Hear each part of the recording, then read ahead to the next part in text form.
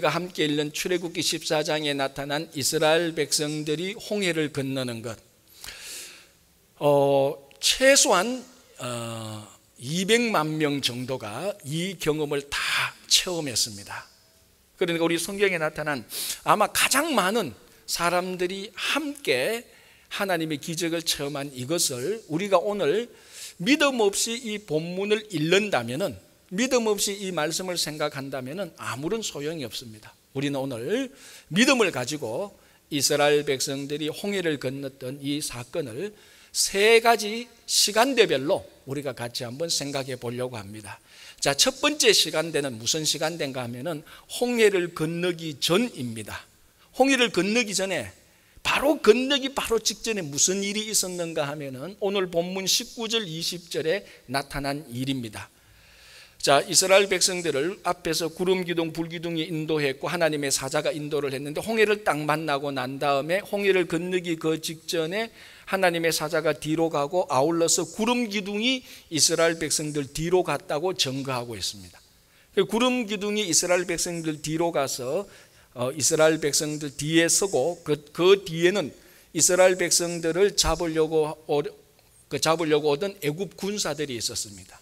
그러니까 이 구름이 오늘 본문에 보면 흑암의 구름인데, 이 흑암의 구름이 애굽 군사들과 이스라엘 백성들 사이에 딱 서서 이스라엘 백성들을 잡아서 죽이려고 했던 애굽 군사들을 차단시켰습니다. 그래서 애굽 군사들이 이스라엘 백성들을 공격은커녕 접근조차도 하지 못하도록 이 구름 기둥이 다 막았습니다. 완전히 이스라엘 백성들이 홍해를 완전히 건널 수 있도록, 건널 수 있도록 구름 기둥이 애굽 군사들을 차단시켜서 막아서 이스라엘 백성들이 온전히 홍해를 건너도록 보호해 주신 것입니다. 즉, 이스라엘 백성들이 홍해를 건너기 전 첫 번째 시간대에서는 하나님께서 구름 기둥을 통하여서 이스라엘 백성들을 완전히 보호해 주시고 방패처럼 막아 주셨던 것입니다. 자, 우리가 성경을 보면은 이 다윗의 인생은 정말 파란만장합니다.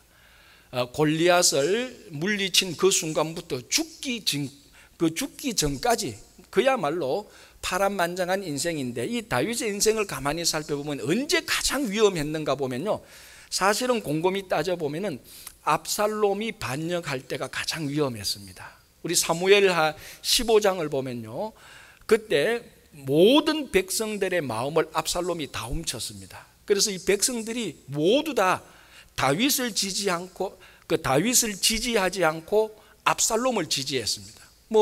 굳이 여론조사를 한다면 최소한 한 95대 5 이 정도로 백성들이 다 압살롬을 지지했고, 그 다윗 왕국의 중요한 지도자 200명이 압살롬 편에 가입했습니다. 그리고 이 다윗의 중요한 책사였던 아히도벨조차도 압살롬 편이 되었습니다. 그러니까 이 다윗은 절대절명의 위기를 맞이하게 됩니다. 그래서 심지어는 예루살렘을 버려두고 자기 후궁들을 버려두고 도망하기까지 하는 이런 위기를 맞이하게 됩니다. 그러니까 다윗이 압살롬에게 공격을 받을 때 기록했던 시편이 시편 3편인데요. 그 시편 3편을 보면은 이런 절대절명의 위기에서도 다윗은 이렇게 말합니다. 시편 3편 6절에서 천만인이 나를 둘러서 공격할지라도 자기는 두려워하지 않겠다라고 말을 합니다. 이건 지금 두려워하지 않을 상황이 아닙니다.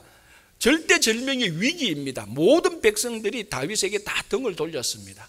정말 죽을 수밖에 없는, 정말로 앞으로 회복될 수 없는 그런 상황에서도 다윗은 두려워하지 않겠다라고 말을 한 것입니다. 그 근거가 무엇인가 하면 바로 시편 3편 3절을 보면은 다윗은 이런 고백을 합니다.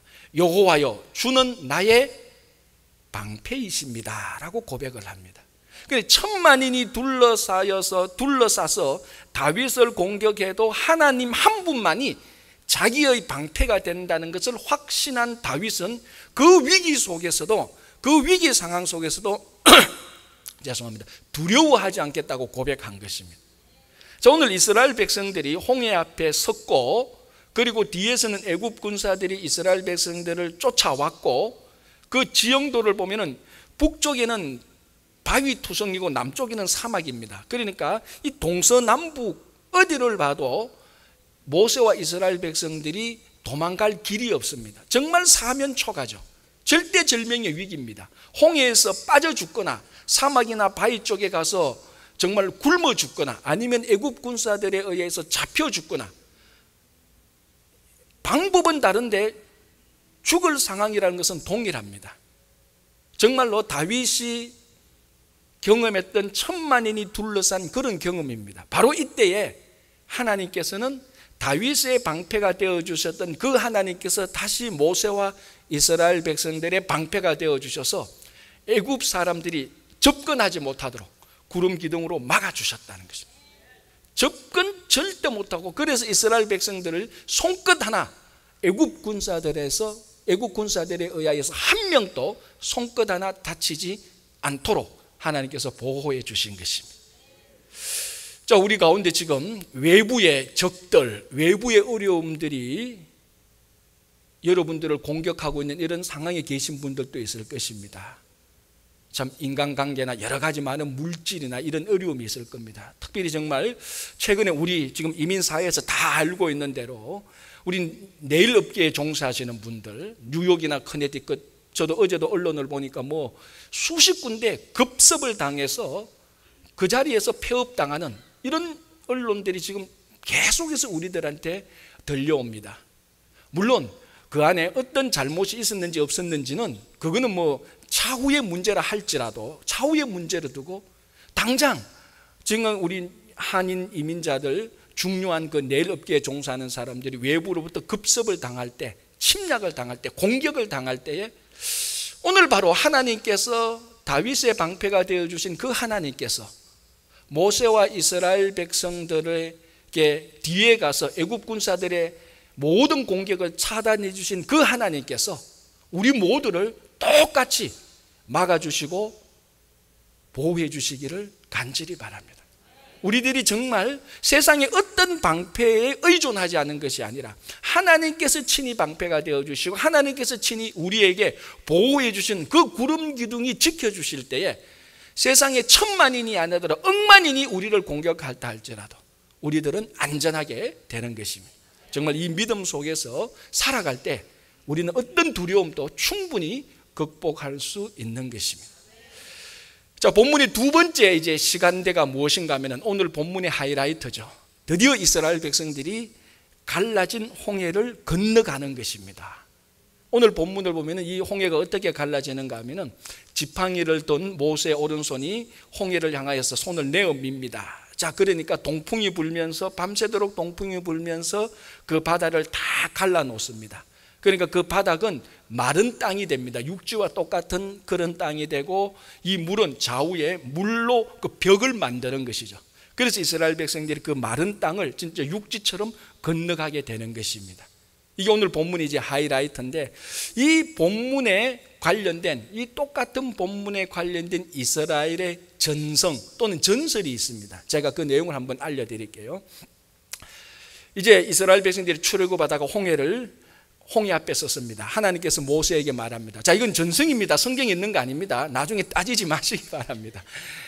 그래서 하나님께서 모세에게 말합니다. 모세야, 그 홍해에게 말을 해서 홍해가 갈라지도록 하라. 그래서 모세가 가서 홍해야 갈라지라 이렇게 말을 합니다. 그러니까 이 바다가 모세에게 이렇게 대꾸를 합니다. 나는 하나님이 천지를 창조할 때 3번째 창조되었다. 너는 6번째 창조된 여인의 후손이 아니냐. 내가 왜 너의 말을 들어야 되느냐. 이런 기록이 있습니다. 다시 말합니다. 성경 찾아보지 마십시오. 없습니다. 전성입니다.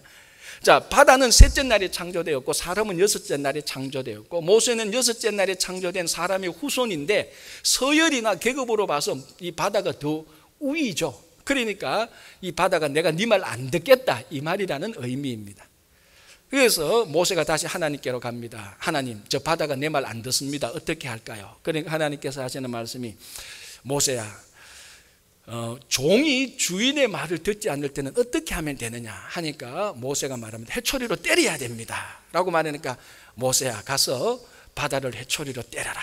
그래서 한 것이 지팡이를 가지고 손을 내민 것입니다. 그러니까 그 전성에 의하면 지팡이를 가진 이 손이 내민 것은 그 바다를 해초리로 때린 겁니다. 근데 문제는 그래도 바다가 말을 안 듣는다는 것입니다. 그래서 모세가 또 어이없이 다시 하나님께로 옵니다. 하나님, 이 지팡이를 든 손을 내밀어도, 다시 말하면 회초리를 때려도 말을 듣지 않습니다. 이제 저는 안 하랍니다. 이제 하나님께서 직접 가시라고. 내가 하니까 안 되겠다고. 그러니까 하나님께서 아니다, 너가 한 번 더 가라.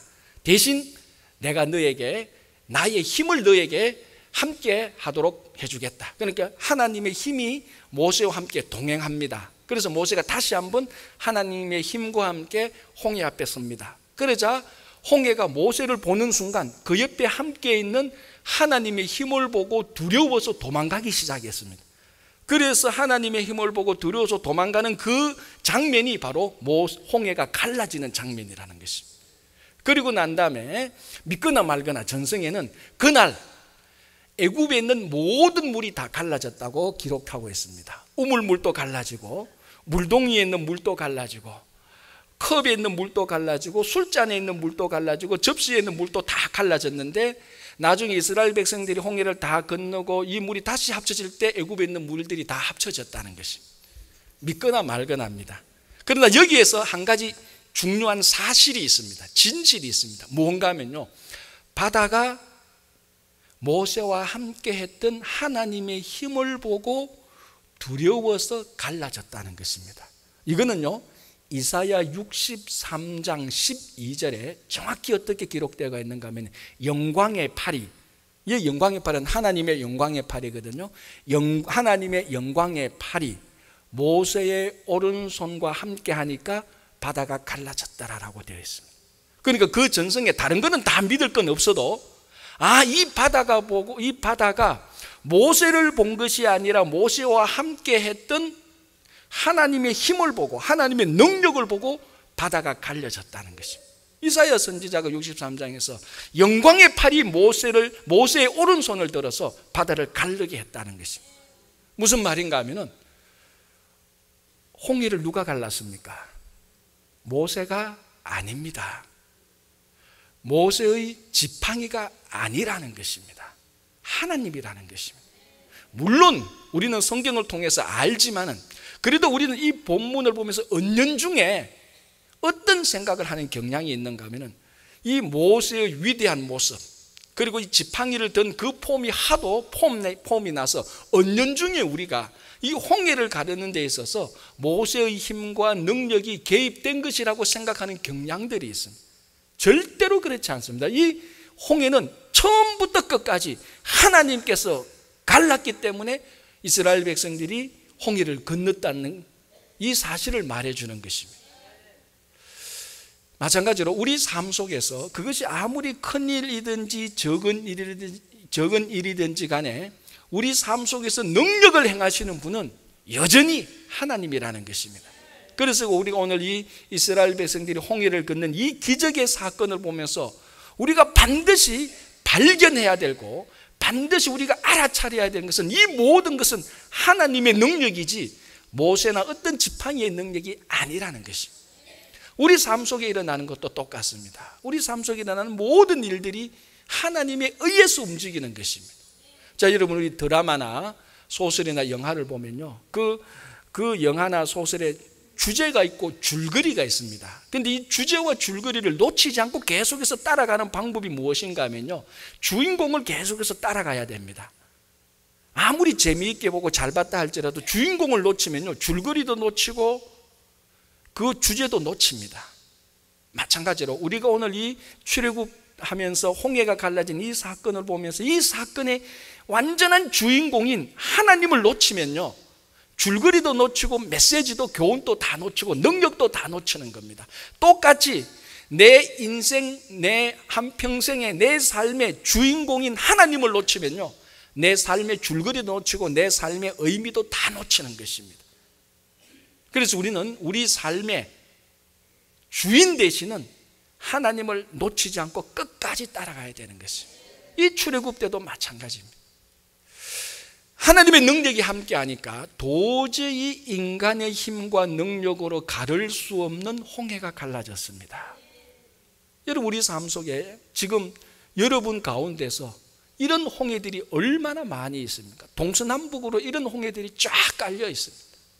도저히 내 힘으로 건널 수 없는 홍해들, 건강이나 재정이나 가정의 문제나 인간관계나 직장에서 수없이 많은 홍해들이 우리 앞에 가로막고 있는 것입니다. 내가 아무리 노력해도, 우리 식구들이 다 합쳐도, 내가 아는 모든 사람을 다 동원해도 그 물 한 방울 내가 가르지 못할 정도의 많은 홍해들이 우리를 둘러싸고 있습니다. 그러나 하나님이 정말 함께할 때, 우리가 그 하나님의 능력에 진짜로 의존하게 될 때, 어떤 종류의 홍해든지 간에, 어떤 사람이 해결하지 못했던 그 홍해든지 간에 다 갈라진다는 것입니다. 정말 인류 역사적으로 인간이 도저히 가르지 못하는 홍해가 있습니다. 그것은 죄와 사망의 홍해입니다. 아무리 위대한 지도자가, 사상가가 성인이 나타났다 했을지라도 아직까지 해결하지 못했던 홍해가 죄와 사망의 홍해입니다.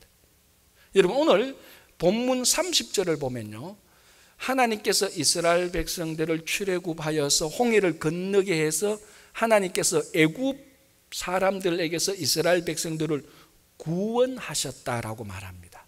정확히 한국말로 구원이란 말로 증거하고 있는데, 이 구원에 해당되는 히브리어 단어가 무엇인 줄 아십니까? 여러분 다 아는 단어입니다. 제가 뭐 히브리어 헬라어 물을 때 여러분 모르는 거 제가 묻습니까? 다 아는 거 묻죠. 여러분 모르는 거 저도 몰라요. 여기 구원이라는 히브리어 단어가 예수아입니다. 이게 바로 예수라는 말입니다. 똑같은 말입니다. 바로 하나님께서 애굽의 손에서 이스라엘 백성들을 예수화했습니다. 구원했습니다. 마찬가지로 오직 예수님께서 죄와 사망의 홍해에서 우리를 구원하시는 것입니다. 그 어떤 누구도 우리 영혼을, 죄 많은 우리 영혼을, 죄인으로 태어난, 그래서 죄를 짓고 지옥에 갈 수밖에 없는 우리 영혼을, 죄와 사망의 홍해에 빠져 있는 우리 영혼을 갈라서 구원해 주신 분은 예수 그리스도 한 분 외에는 아무도 없다는 것입니다. 우리는 다시 한번 이스라엘 백성들이 애굽에서 구원된 이 사건, 우리가 애굽에 포로되었는데, 죄와 사망에서 포로되었는데 예수님께서 우리를 구원해 주신 것을 오늘 이 본문을 보면서 다시 한번 고백해야 되는 것입니다. 자, 세 번째 단계는 뭡니까? 홍해를 건너고 난 다음의 단계입니다. 오늘 본문에 홍해를 건너고 난 다음에 어떤 일이 벌어졌습니까? 자, 마른 땅으로 이스라엘 백성들이 지나갔습니다. 이제 애굽 군사들도 그 땅으로 들어옵니다. 이스라엘 백성들이 홍해를 다 건너고 난 다음에 모세가 다시 지팡이를 든 손을 홍해를 향하여서 내어 미니까 홍해가 다시 원상복귀되었습니다. 그럼 이제 상상되잖아요. 그 이스라엘 백성들을 따라오던 애굽 군사들이 홍해에 빠져서 다 죽어버렸습니다. 그래서 오늘 본문 30절을 보면은 이스라엘 백성들이 홍해에 빠진 애굽 사람들의 시체를 보았더라라고 말을 하고 있습니다. 자, 여러분 한번 상상해 보십시오. 홍해를 건넜던 이스라엘 백성들이 자기를 죽이려고 따라왔던 애굽 군사들이 홍해에 빠져서 죽어있던 시체들, 널브러진 시체들, 둥둥 떠다니는 그 애굽 군사들의 시체를 보면서 뭘 보겠습니까? 뭘 생각했습니까? 아마 430년 동안 자기를 괴롭혔던, 핍박했던 애굽 군사들, 그리고 자기들이 430년 동안 애굽이라는 세상에 살았던 것, 그것들을 하나님께서 홍해라는 바다에 빠져서 다 수장, 다 물에 빠져서 죽여버렸던 것입니다. 그걸 보면서 우리는 오늘 이스라엘 백성들이 홍해에 빠진 애굽 군사들의 시신을 보는 것을 우리는 보면서 홍해에 빠져버린 세상을 우리는 볼 줄 알아야 되는 것입니다. 이스라엘 백성들이 홍해에 빠진 애굽 군사들을 보면서 자기 속에 남아있는 애굽 군사들과 같은 세상의 것을 다시 한번 홍해에 수장시켜야 되는 것입니다. 홍해를 걷는 사람들은요, 이제는 더 이상 자기 속에 남아있는 애굽을 수장시켜야 되는 것입니다. 그래서 애굽 군사들이 다 죽어버렸습니다. 그래서 홍해를 걷는 사람은 우리가 예수 그리스도를 믿고 홍해를 걷는 사람들인데, 우리 홍해를 걷는 사람, 우리들에게는 아직 우리 속에 애굽과 같은 세상이 남아 있어서는 안 되는 것입니다. 홍해를 걷는 사람은 세상을 죽여야 됩니다.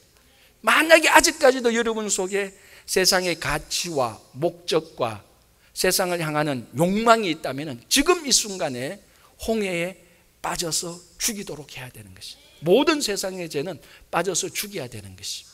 그리고 난 다음에 어떻게 됩니까? 바다가 다시 원상복귀되었죠. 이제는 이스라엘 백성들이 애굽으로 돌아가지 못합니다. 애굽으로 돌아가는 길이 완전히 막혔습니다.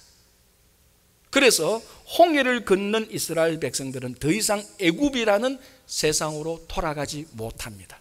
애굽이라는 세상과는 단절되었습니다. 홍해를 건넌 이스라엘 백성들, 세상과 함께 죽었고 이제는 세상에 돌아가는 길이 막혔습니다.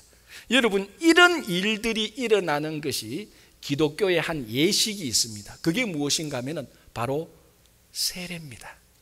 그래서 사도 바울은 고린도전서 10장 1절에서 분명히 말합니다. 이스라엘 백성들 전체가 이 홍해를 건너면서 하나님으로부터 세례를 받았다라고 표현하고 있습니다. 그래서 이스라엘 백성들이 홍해를 건너면서 애굽에 있었던 것을 다 죽이는 겁니다. 그리고 애굽을 건너고 난 다음에는 애굽과 단절시키는 것입니다. 세상과 단절시킵니다. 그러나 여러분, 하나 여기서 우리가 결코 잊어서는 안 되는 것이, 홍해를 건넌 사람들이 모든 세상과 단절되는 건 아닙니다. 애굽과 같은 세상과는 단절되지만 이제는 가나안이라는 새로운 세상을 향해서 나아가야 되는 것입니다. 그래서 로마서 6장 앞부분에서 사도 바울은 세례에 대해서 이렇게 말합니다. 우리가 그리스도와 함께 죽었고, 그리스도와 함께 죽었던 사람들은 그리스도와 함께 다시 부활할 것이라는 것입니다. 여러분, 그게 세례입니다.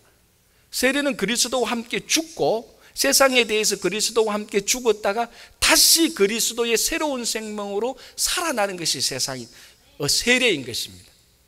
그래서 세례를 우리가 영어로 베프티즘인데, 이 베프티저의 원래 단어는 밥티조라는 말에서 나왔는데요, 이 밥티조의 원래 뜻이 뭔가 하면 물에 담갔다가 빼는 것입니다. 이게 1세기 때 어떻게 사용되어졌는가 하면요, 옷감, 이 천을 다른 색깔로 물을 들이려면 다른 물감이 있는 그 물에 담갔다가 빼는 것입니다. 자, 예를 들어서 여기 옷감이 하나 있는데 붉은 옷감으로 만들려고 합니다. 어떻게 해야 됩니까? 붉은 물감이 있는 물에 담갔다가 빼면은 이 옷감은 붉은 색깔이 됩니다. 그러니까 이 붉은 물감이 들어있는 이 물에 들어가기 전에 옷감의 색깔이 어떤 색깔인지 간에 상관없습니다. 그 안에 들어갔다가 나오면은 다 붉은 색깔의 옷감이 되는 것입니다. 이게 바로 세례입니다. 우리가 어떤 사람이든지 간에 상관없습니다. 잘 배우고 못 배우고, 잘났고 못났고, 죄를 많이 지었고 덜 지었고 상관없습니다. 그러나 우리가 동일하게 예수 그리스도와 함께 죽었다가 다시 살아나면은 전부 다 예수 그리스도와 똑같이 되는 것입니다. 여러분, 우리는 아마 제가 알기로는 여기 대부분의 사람들은 다 세례를 받은 사람으로 알고 있습니다. 그런데 여기서 말하는 세례는 교회에 와서 세례 예식에 참여했다는 것보다 더 본질적인 것, 우리가 진짜 예수 그리스도를 믿고 이제는 예수 그리스도와 함께 세상에 대해서 죽었다가 그리스도의 부활을 믿고 새로운 생명으로 살아가는 그것을 말하는 것입니다. 바로 이스라엘 백성들이 홍해를 건널 때에 애굽의 모든 것은 다 버렸습니다. 그리고 홍해를 나올 때는 가나안을 향한 새로운 생명으로 올라오게 되는 것입니다. 그래서 홍해를 건넌 사람들은 이제 애굽의 노예에서 벗어나서 가나안을 향해서 가는 하나님의 백성들이 되는 것입니다. 신분이 변화되고 정체성이 변화되는 것입니다. 이 홍해를 건넌 사람들, 여러분, 우리 모두가 다 홍해를 건넌 사람들입니다. 홍해를 건넌 우리가 다시 애굽의 미련이 있어서, 여러분, 아무리 애굽을 향해서 돌아가려고 해도 홍해가 다시 닫혔습니다. 애굽으로 돌아가지 못합니다. 여러분, 애굽에서 나와서 가나안을 향하여 갈 때는 홍해가 갈라지지만 다시 애굽으로 돌아갈 때는 절대로 홍해는 갈라지지 않습니다. 닫혀 있습니다. 이 닫혀 있는 애굽을 향하여 가는 길로 가지 마시고, 이제 우리는 애굽의 세상을 단절하고 애굽의 노예에서 벗어나서 새로운 세상 가나안을 향해서 가는 홍해를 걷는 사람들이 되기를 바랍니다. 그래서 하나님께서 우리를 지켜주시는 구름 기둥 안에 계십시오. 천만인이 둘러치도 안전합니다. 그래서 여러분, 정말로 여러분 삶 속에 있는 우리가 어찌할 수 없는 모든 종류의 홍해가 다 갈라지기를 간절히 바랍니다. 우리는 홍해를 걷는 사람들입니다. 이제 애굽으로 돌아가지 마십시오. 세상으로 돌아가지 마시고 우리 앞에 있는 가나안을 향해서 새로운 생명을 가지고 새로운 세상에서 애굽의 노예, 세상의 노예가 아니고 하나님의 백성으로 살아가시기를 간절히 바랍니다.